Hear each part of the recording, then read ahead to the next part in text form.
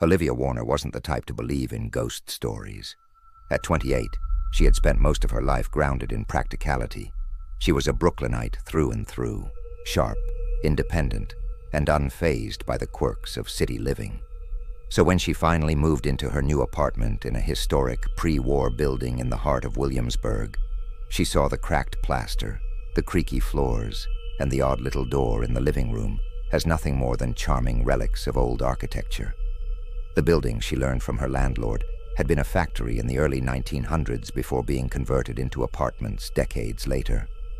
That explained the exposed brick, the oversized windows, and the strange layout.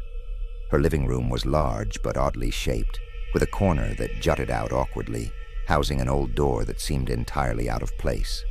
The door was small, no more than 5 feet tall, with no visible lock or handle, just a solid slab of wood sealed into the wall. When Olivia had asked the landlord about it during the walkthrough, he'd brushed it off. It's part of the original structure, He'd said dismissively. It's sealed. Always has been. Probably just an old storage closet or something. You'll get used to it. And she had. At least at first. The first few weeks in the apartment were blissful. Olivia had her own space for the first time in years after sharing cramped apartments with roommates.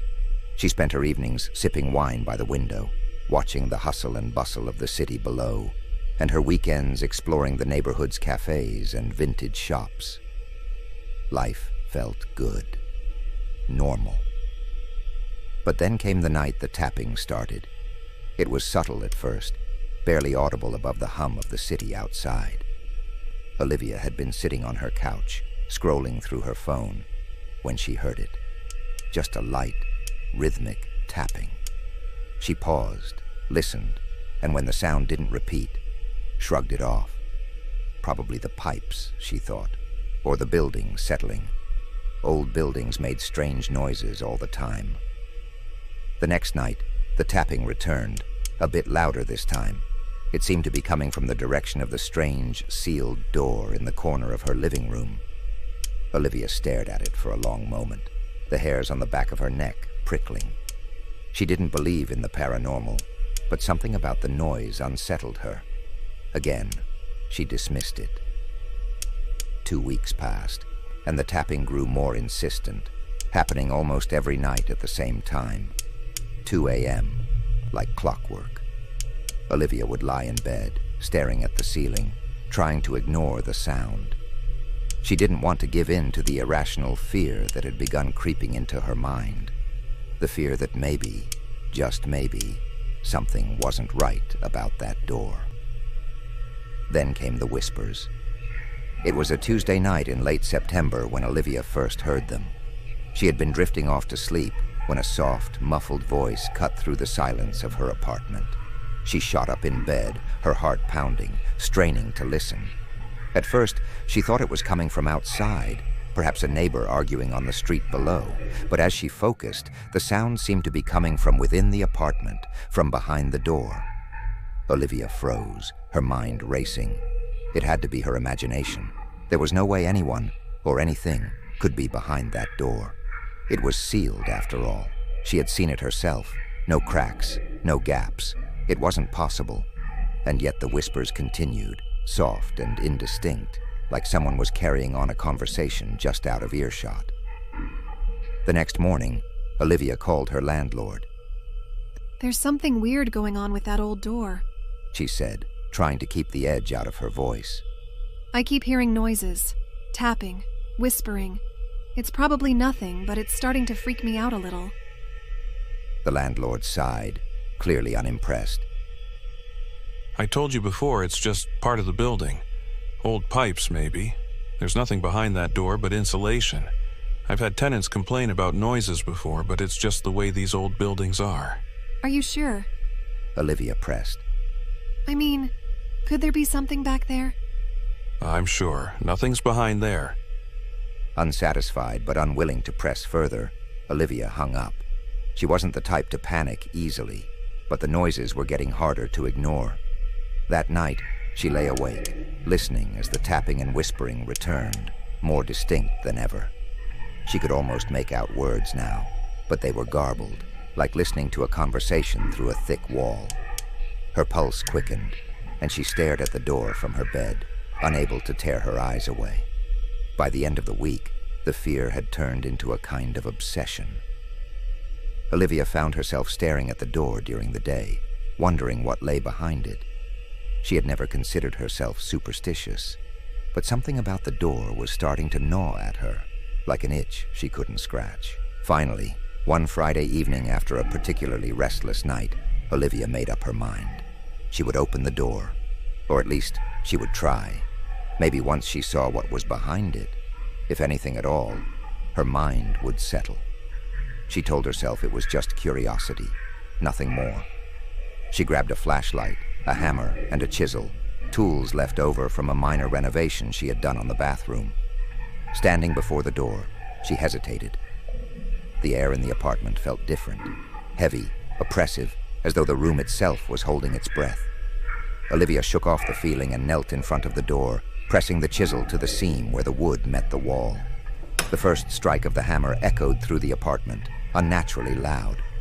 A small crack appeared in the doorframe, and for a moment Olivia thought she heard the whispers stop, as though whatever was behind the door was listening.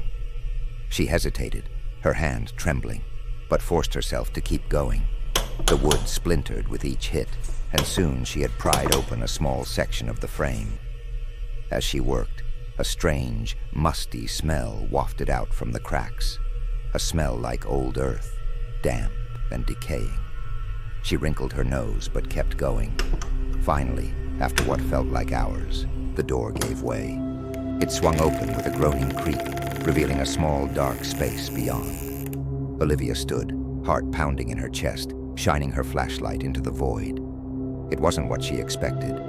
The room behind the door was no more than a few feet deep, little more than a closet, really. But it wasn't empty.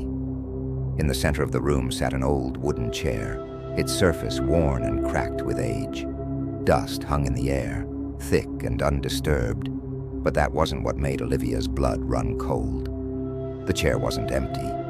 There, sitting in the chair, was a figure, a man, or at least something that had once been a man. His clothes were old, outdated, like something from the early 20th century, and his skin was pale, almost translucent, stretched tightly over his bones. His eyes, milky and lifeless, stared straight ahead, unblinking. Olivia stumbled back, dropping the flashlight. It rolled across the floor, casting eerie, flickering shadows over the figure. She backed away, her breath coming in short gasps, unable to tear her eyes away from the grotesque sight. But then, as her mind raced to comprehend what she was seeing, she noticed something even more horrifying. The man's face. It wasn't just any face.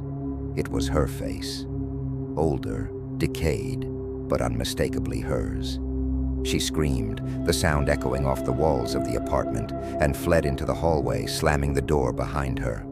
Her heart pounded in her chest, her mind a whirlwind of terror and confusion.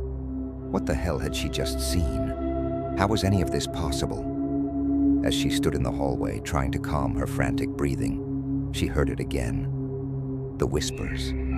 But now they weren't coming from behind the door. They were coming from inside her apartment. Trembling, Olivia turned the doorknob slowly, inching the door open just enough to peek inside. The room was dark, the only light coming from the small window at the far end of the living room. She couldn't see the figure anymore. The door she had opened was now just an empty black hole. But the whispers, they were everywhere, filling the air around her, seeping into her mind. And then, just as suddenly as they had begun, the whispers stopped. Olivia stared at the sealed door, heart pounding, waiting for something, anything, to happen. The silence was thick, oppressive, and the musty smell of decay still lingered in the air. She blinked, and in that fraction of a second, the figure was back. Not sitting in the room this time, but standing in the center of her living room, watching her, with her face. Olivia's scream echoed through the empty apartment, but there was no one left to hear it.